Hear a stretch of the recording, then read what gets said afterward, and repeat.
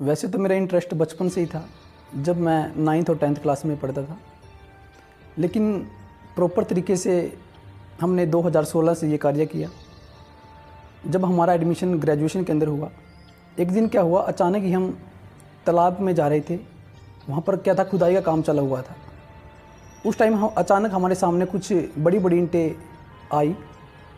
हमने जब उन ईंटों को देखा तो हमको ये लगा कि ये ईंटें शायद हड़प्पा काल की हैं, क्योंकि हमें उस टाइम इतनी जानकारी नहीं थी। सिर्फ हमने किताबों के अंदर पढ़ा था कि ये हड़प्पा की ईंट हो सकती है।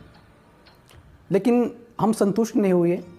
अगले दिन क्या हुआ, हमने सोचा कि हम इन ईंटों को, हमारे हिस्ट्री के प्रोफेसर हैं प्रोफेसर विक्रम सर और आभा चतुर्वेदी मैम, उस टाइम हमें पढ़ाती थी ग्रेजुएशन में, तो हमने सोचा कि हम इन ईंटों को या फिर इन ईंटों के बारे में उनसे पूछे।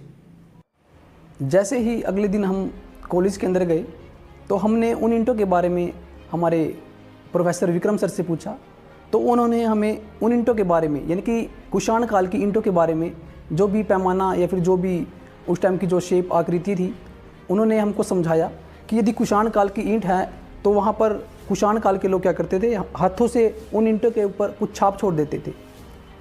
जैसे ही सर ने ये बताया कि वो कुषाण काल के लोग उन ईंटों के ऊपर अपनी छाप छोड़ देते थे हाथों के साथ में, तो उसी टाइम हम समझ गए कि ये कुषाण कालीन ईंट है, क्योंकि उन ईंटों के ऊपर भी जो शेप थी वो हाथों के साथ ही बनाई गई थी।